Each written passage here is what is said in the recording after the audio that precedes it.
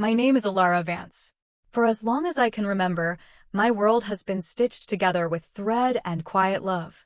I grew up in a small, second-floor apartment in Port Blossom, a city of cobblestone whispers and steel-and-glass ambition, and my life always felt more aligned with the cobblestones. Our home, with its mismatched furniture and the constant, gentle hum of my mother's favorite classical radio station, was a sanctuary woven from modest means and boundless affection. It was just the two of us, my mother, Clara, and me. My father was a story she never told with bitterness, only a quiet sigh.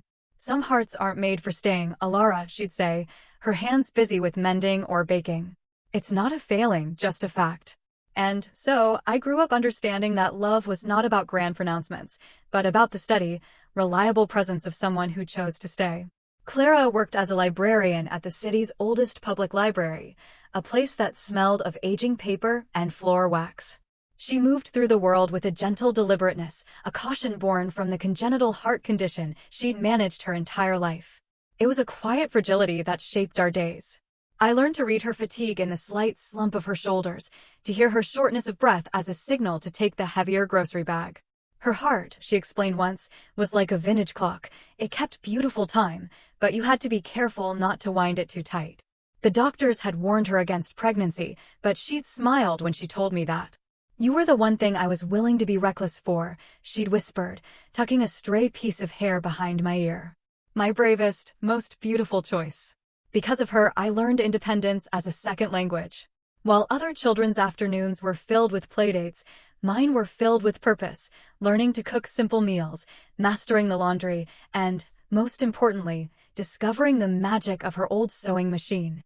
It was a beautiful, sturdy machine, a relic from her own mother, with a heavy iron body and a wheel that turned with a satisfying, rhythmic clunk. She taught me to sew when I was 8, starting with straight lines on scrap fabric. She never cared about the crooked seams or tangled threads. "Look at that, Alara," she'd praise, holding up my clumsy work as if it were a masterpiece. "You have patient hands. Patient hands create things that last." That patience became my passion. I didn't dream of Parisian runways or fashion magazines. My dreams were smaller, more intimate. I wanted to create dresses for real women, for moments that mattered. A wedding, a milestone birthday, a quiet anniversary. I loved the feel of fabric under my fingers, the cool slip of silk, the soft give of velvet, the crisp promise of organza. After high school, while my peers packed for university dorms, I enrolled in a local vocational arts program for dressmaking and design. It wasn't a prestigious path, and I saw the flicker of judgment in some people's eyes when I told them I was a seamstress. But my mother's pride was a shield against it all. She saw the art in it, the legacy of hands creating beauty where there was none before. We didn't have much. Our savings account was a thin cushion against emergencies, and our splurges were things like a new set of watercolor paints for my design sketches or a visit to the botanical gardens on a sunny afternoon. There were nights I'd hear her moving quietly in the living room, the soft rustle of bills on the table, and I knew she was worried. I carried that worry with me, a silent promise to one day build a life for us that was not just safe, but comfortable. A life where her only concern would be which book to read next.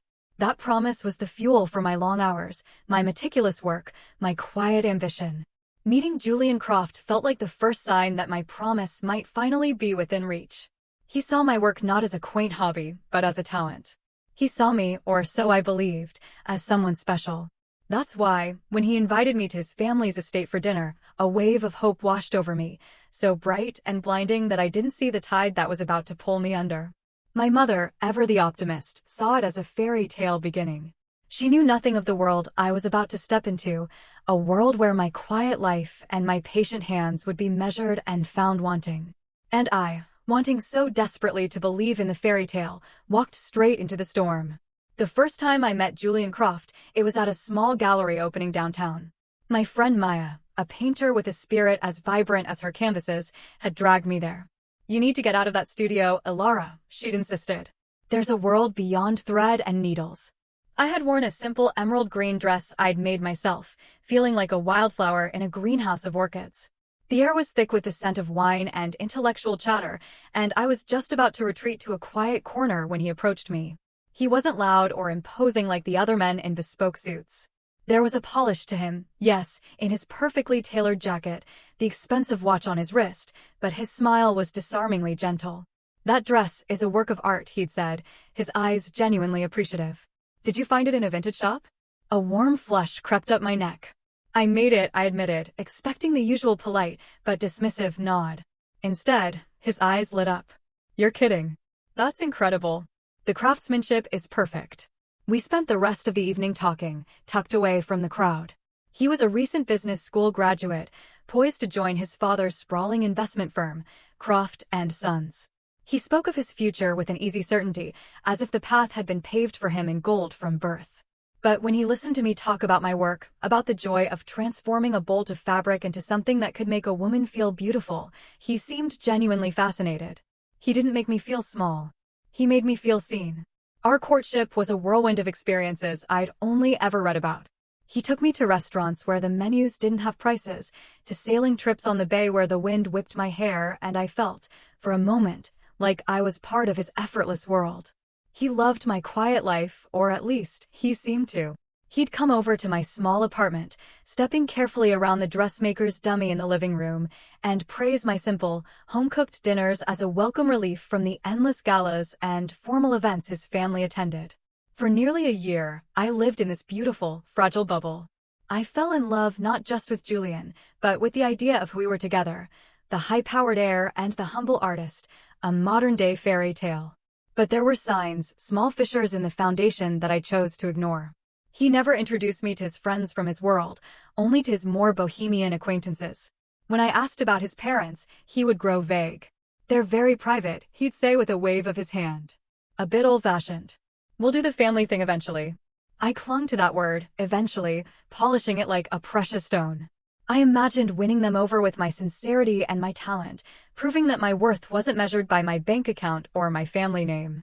So when he finally said the words, "My parents want to have you for dinner on Friday," my heart leaped. This was it. This was the moment the bubble became real.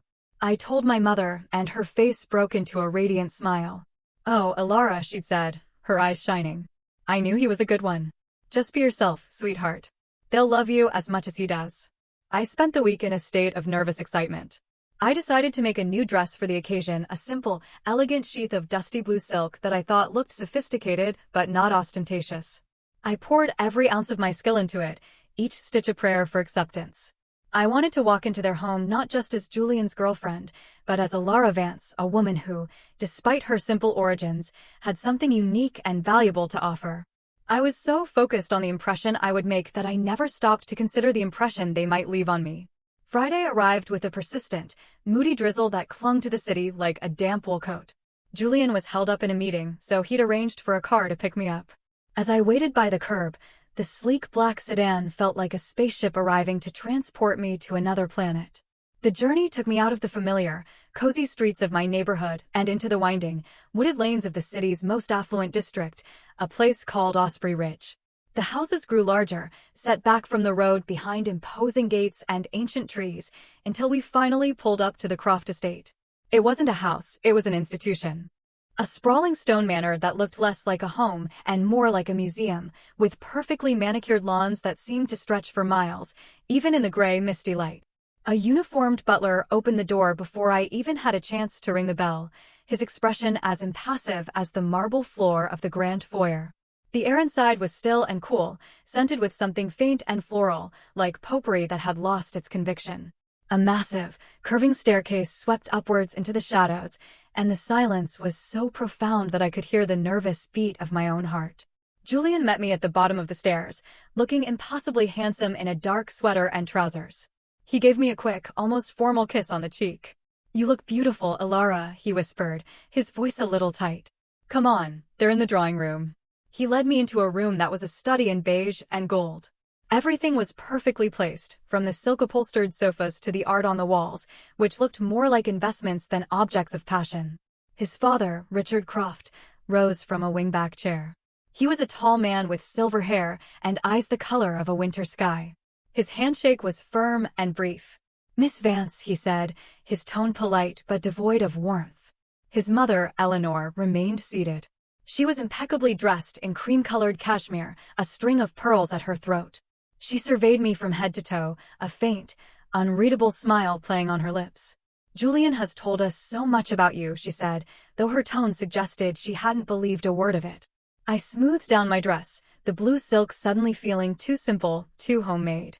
Thank you so much for having me in your home. It's absolutely stunning. Yes, it's been in the family for generations, Eleanor replied, as if I'd commented on the weather. She gestured vaguely toward a chair. Please sit. The conversation that followed was less a dialogue and more an interrogation disguised as polite small talk. They asked questions like surgeons making precise incisions, each one designed to probe for weaknesses. Julian tells us you're a dressmaker, Richard began, swirling the amber liquid in his glass. A noble craft. Do you work for one of the local boutiques? No, I have my own small business, run from my home studio, I answered, trying to sound proud. I specialize in custom designs and vintage restorations. A home business, Eleanor murmured, exchanging a look with her husband. How enterprising. And your family, are they from Port Blossom as well? Yes, my mother and I live in the city, I said. She's a librarian. I left out the part about our tiny apartment, about the way we sometimes struggled to make ends meet. A librarian, Eleanor repeated the word slowly, as if tasting it. Charming. The questions continued over dinner, which was served by a silent, efficient staff at a dining table so long I felt like I needed to shout to be heard. They asked about my education, and the subtle lift of Eleanor's eyebrow when I said vocational arts program was more cutting than any verbal criticism. They asked about my clientele, my business plan, my 5-year goals. It wasn't curiosity, it was a vetting. I felt like a specimen under a microscope, my life's details being categorized and filed under unsuitable. And Julian. Julian was a ghost at his own table. He shifted uncomfortably in his seat, meticulously cutting his food into tiny pieces, his eyes fixed on his plate. He offered no stories of us, no anecdotes that would show them the woman he supposedly loved. He never once reached for my hand or met my pleading gaze. He didn't say, Mom, Dad, Ilara is the kindest person I've ever met. He didn't say, her work is her passion, and she's brilliant at it. He just sat there, wrapped in a silence that was louder and more painful than any criticism his parents could offer. He was not my partner in that room. He was their son, and I was the temporary, unfortunate guest. The final cut came with dessert. As a server placed a slice of elaborate torte in front of me, Eleanor leaned forward slightly. You know, Julian has always had a soft spot for his little projects, she said, her voice dripping with condescending sweetness. It's a kind impulse, but one must be practical. A partnership, after all, is a merger. It should strengthen the family, not dilute it. That was it. The polite facade shattered, and all that was left was the cold, ugly truth. I was a project. A dilution. I placed my napkin on the table, my hands trembling slightly. Thank you for a lovely dinner, I said, my voice surprisingly steady. But I'm afraid I have to be going. I have an early start tomorrow. I stood up, my back straight, my chin high. I looked at Julian, waiting, hoping for a flicker of protest, for him to stand up with me. He just stared back, his expression a mixture of panic and apology, but he didn't move. He stayed in his chair, a silent testament to his choice. I walked out of that house alone, the butler holding the door for me as I stepped back into the drizzling rain. I didn't wait for the car Julian had arranged. I just started walking, the cold seeping through my beautiful blue dress, each step taking me further away from the grand, empty house and the man who had let me walk away. The rain washed over my face, mixing with the hot, silent tears I refused to shed in their presence. I wasn't just walking away from a disastrous dinner. I was walking away from a beautiful lie and into the harsh, painful, and ultimately cleansing truth. The walk home felt endless. The city lights blurred through the rain-streaked window of the bus I finally caught, each glowing orb a hazy reminder of the glittering, cold world I had just left behind. When I finally unlocked the door to our apartment, the warmth and the familiar scent of old books and lemon polish wrapped around me like a hug. I tiptoed in, hoping my mother was asleep. Ilara? Is that you, dear? Her voice, soft and concerned, drifted from her bedroom. I forced a brightness I didn't feel into my own voice. Hi, Mom. Just me. It was a late night. I slipped off my damp shoes and padded into her room. She was propped up against her pillows, a book resting in her lap. How was it? She asked, her eyes searching my face. Did you have a wonderful time? I couldn't bring myself to tell her the truth, to add the weight of my heartbreak to her fragile health. So I lied. It was very nice, I said, managing a small smile. They have a beautiful home. I'm just exhausted. She patted the edge of her bed. You push yourself too hard, my love. But I'm so glad it went well. She believed me, and the trust in her eyes was a fresh, quiet kind of pain. The following weeks were a study in avoidance. I threw myself into my work, the rhythmic hum of my sewing machine a comfort against the silence from Julian. He called once, 2 days after the dinner. I'm so sorry about my parents, Alara, he'd stammered. They can be a lot. He didn't apologize for his own silence, for his lack of defense. He was sorry for their behavior, not his own. I just need some space, I told him, and when he didn't protest, I knew it was over. Life settled back into its quiet rhythm, but a shadow had fallen. My own heartbreak felt like a secondary concern, however, when I noticed a change in my mother. She was more tired than usual, her breathing more labored, even after climbing the single flight of stairs to our apartment. One morning, I found her sitting at the kitchen table, her face pale, one hand pressed against her chest. Mom, are you okay? I asked, rushing to her side. Just a bit of a flutter, she said, trying to wave me off. It will pass. But it didn't. We went to her cardiologist the next day. After a series of tests, he sat us down in his office, his expression grave. Clara, the valve we've been monitoring has deteriorated significantly, he said gently. The medication isn't enough anymore. We need to talk about surgery. The word hung in the air, heavy and terrifying. What kind of surgery? I asked, my voice barely a whisper. A valve replacement. It's a major procedure, an open-heart operation, but her prognosis would be excellent. Without it, he let the sentence hang. I'd like to schedule it within the next 6 weeks. My mind was reeling, but one practical, terrifying thought pushed its way to the forefront. How much? How much will it cost? The doctor's gaze softened with pity. With your insurance, the co-pays and out-of-pocket expenses for the surgery and the hospital stay will be substantial. For a procedure like this, you're likely looking at a remainder close to $150,000. The number felt like a physical blow. It was an impossible sum, a mountain I couldn't even begin to climb. I looked at my mother, who was staring at her hands, her face a mask of quiet resignation. She had lived her whole life with this shadow over her, and now it was threatening to swallow her whole. In the days that followed, I became a warrior armed with a telephone and a laptop. I called every charitable foundation, every assistance program the hospital's financial aid office suggested. The responses were a chorus of polite regret. Our funds for this quarter are already allocated. We primarily focus on pediatric cases. I'm sorry, but your income is slightly above our threshold for assistance. Each no was another brick in the wall that was closing in around us. Desperation is a powerful, blinding force. It makes you do things you swore you never would. One evening, after another day of fruitless calls, I sat staring at my phone, my thumb hovering over a name I had tried so hard to forget. Julian. I told myself it wasn't for me. It was for my mother. Swallowing my pride, I pressed the screen. He answered on the second ring, his voice surprised. Alara? I wasn't expecting to hear from you. Julian, I'm sorry to call you like this, I began, my voice trembling. But I'm in trouble. My mom, she needs open heart surgery. It's urgent. And I can't afford it. I was wondering. I know it's a lot to ask, but if you could lend me the money, I would pay you back, every single penny, I swear. There was a moment of silence on the line, and then a sound that shattered the last piece of my heart, a short, incredulous laugh. Wow. My mother called it. She literally said you'd come back with some sob story asking for money once you realized what you'd walked away from. The cruelty of it stole my breath. This isn't a sob story, Julian, I said, tears of anger and humiliation burning my eyes. This is my mother's life. Look, I'm sorry your mom is sick, I really am, he said, his voice turning cold and distant. But my family's money isn't a community fund for your personal emergencies. I think it's best if you don't contact me again. The line went dead. I sat there in the quiet of our living room, the phone still pressed to my ear, listening to the dial tone. It was the sound of absolute finality. The sound of being utterly and completely alone.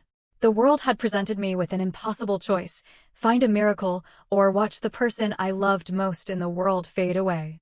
And in that moment, I had never felt less capable of finding one. A few days later, I was sitting on a hard plastic chair in the waiting area of Port Blossom General Hospital.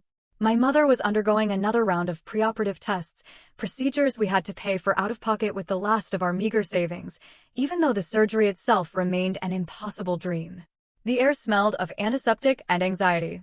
I stared at the scuffed linoleum floor, feeling the full weight of my helplessness press down on me. I had failed. My promise to protect her, to provide for her, was dissolving into nothing. "My dear? Is that you?" I looked up, my vision blurred with unshed tears. An elderly woman with kind, wrinkled eyes and a familiar knitted hat was standing before me. It took me a moment to place her. She was the woman from the bus weeks ago. The one I had bought a ticket for. "Mrs. Miller?" I said, my voice hoarse. Her name was Agnes. She'd told me on the bus. She smiled, a warm, genuine expression that reached her eyes. "I knew it was you. I told my grandson I'd never forget your face." She studied me for a moment, her smile fading into a look of concern. "But you look like you're carrying the world on your shoulders, child. What's wrong?" The simple, honest question broke the dam. The story tumbled out of me in a torrent of whispered, desperate words: my mother's diagnosis, the impossible cost of the surgery, the rejections, Julian's cruel dismissal. I told a near stranger everything I hadn't been able to tell my own mother. Agnes listened without interrupting, her hand resting gently on my arm. When I finished, my voice cracking on the last word, she squeezed my hand. "You showed me kindness when you had no reason to," she said softly. "You paid my fare so I could get to this very hospital to see my grandson after his accident. You have a good heart, Alara. The world has a way of paying back a good heart." She turned and beckoned to a young man who was standing a few feet away, talking on his phone.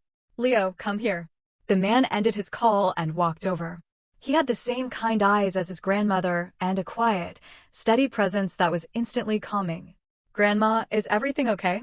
"This is the young woman I told you about, Leo," Agnes said, her voice filled with a surprising strength. "The angel from the bus. And she's in trouble. Her mother needs a new heart valve." I felt a flush of embarrassment. "Please, you don't have to." Leo ignored my protest and sat down in the chair next to me. "Tell me what's going on," he said. His tone wasn't one of pity, but of genuine interest, as if he were trying to solve a puzzle. So I told the story again, this time more calmly. He listened intently, his gaze never leaving my face. When I mentioned the $150,000, he didn't even flinch. He just nodded slowly. "My grandmother is right," he said when I was done. "Kindness should be repaid." He pulled out his phone. "I run a small tech startup. We had a good year. A very good year. I want to cover the cost of your mother's surgery." I stared at him, dumbfounded. "What? No. I can't let you do that. You don't even know me." That's an insane amount of money." "Is it?" he asked, a small smile playing on his lips. "What's the value of a mother's life? What's the value of a stranger's dignity on a city bus? You didn't calculate the cost when you helped my grandmother. You just did it because it was the right thing to do." He met my eyes, and his were clear and sincere. "This isn't a handout, Alara. Think of it as an investment. An investment in a family that deserves a fighting chance. Let me call the hospital's billing department. We can arrange it as an anonymous donation through my company's foundation." Tears were streaming down my face now, but for the first time in weeks, they weren't tears of despair. They were tears of shock, of overwhelming, heart-stopping gratitude. Agnes took my other hand. "You helped me see my grandson when I thought my world was ending," she said. "Now let us help you keep your mother." I looked from her face to Leo's, and in their eyes, I saw a reflection of a world I had forgotten existed, a world where goodness wasn't a transaction, where compassion wasn't a limited resource. In the sterile, impersonal hallway of a hospital, surrounded by the quiet hum of machinery and the scent of fear, I had found my miracle. It hadn't come in the form of a wealthy boyfriend or a winning lottery ticket. It had come from a single, small act of kindness, rippling back to me when I needed it most. The week that followed was a surreal dream. True to his word, Leo handled everything. A call from a stunned hospital administrator confirmed it. A donation had been made to cover all of Clara Vance's medical expenses. I walked around in a daze, the crushing weight I'd been carrying for weeks suddenly lifted. When I told my mother, she simply cried, her hands covering her face as she whispered, "There are still angels in this world." The day of the surgery, I sat in the waiting room, my hands clenched in my lap. But I wasn't alone. Agnes and Leo were there with me, a quiet, steadfast presence. They didn't offer platitudes or empty reassurances. They just sat, sharing the silence, offering me a cup of coffee, and radiating a calm that slowly seeped into my own frayed nerves. After 6 agonizingly long hours, the surgeon appeared, his green scrubs dotted with fatigue, but his face alight with a smile. "The surgery was a complete success," he announced. "The new valve is working perfectly. Clara is a strong woman. She came through beautifully." The relief was so immense it was dizzying. I sagged back in my chair, the tears I'd been holding back finally flowing freely, washing away the last remnants of fear. I had my mother back. I had a future. Clara's recovery was slow but steady. Each day brought a small victory: her first steps down the hospital corridor, the return of color to her cheeks, the first time she laughed without a shadow of pain in her eyes. Leo and Agnes became regular visitors, not just to the hospital, but to our apartment once Mom came home. They brought groceries, sat and played cards with Clara, and listened to her stories about the library. They weren't just benefactors anymore, they were family. Leo and I fell into an easy friendship. We'd take walks along the waterfront while my mom was resting, talking about everything and nothing. He told me about building his company from the ground up, the long hours and the risks he'd taken. He was the antithesis of Julian. His success was earned, not inherited, and he wore it with humility, not entitlement. He was interested in my work, in my dreams. "So, what's next for you, Alara?" he asked one sunny afternoon. "Now that your mom is on the mend." I hesitated, then found myself telling him about my long-held dream. "I've always wanted to open my own studio," I confessed. "A proper one. Not just a corner of my living room. A beautiful, light-filled space where I can meet with clients and create dresses from scratch. I'd call it the Silver Thread Studio." His face lit up. "That's not a dream, Alara. That's a business plan. You should do it." "It takes money to do that, Leo," I said with a wry smile. "Money I don't have. But you have the talent," he countered. "And the passion. Those are the most valuable assets." A few weeks later, he came to me with a proposal, not a gift, but a business loan with generous terms. "I'm an investor," he said simply. "And I think you're the best investment I could make." It took another year of hard work, planning, and careful renovation, but the Silver Thread Studio opened its doors on a crisp autumn day. It was a jewel box of a shop on a quiet, cobblestone street, with large windows that flooded the space with natural light, illuminating the bolts of silk and lace that lined the walls. My mother, looking healthier and more vibrant than I had seen her in years, stood beside me, cutting the ceremonial ribbon as a small crowd of friends, family, and my first few clients cheered. Agnes was there, beaming, and beside her, Leo, his smile filled with a pride that made my heart feel impossibly full. Standing in my studio, surrounded by the tangible evidence of my dream made real, I thought of Julian for the first time in a long time. There was no anger, no bitterness. There was only a quiet, distant sense of gratitude. His rejection, as cruel as it was, had been a necessary ending. It had forced me off a path that was never truly mine and set me on one that led to this moment, a moment of profound self-respect and earned joy. He had shown me what love wasn't, which in turn allowed me to recognize what it was: the quiet, steady support of a friend, the unconditional belief of a mother, the unexpected kindness of a stranger. Sometimes, a heart has to be broken open to let the light in. My life was no longer about a fairy tale I hoped someone else would write for me. It was a story I was stitching together myself, one silver thread at a time, creating something strong, beautiful, and entirely my own. And as I caught Leo's eye from across the room and we shared a quiet, knowing smile, I knew, with a certainty that settled deep in my soul, that this was just the beginning.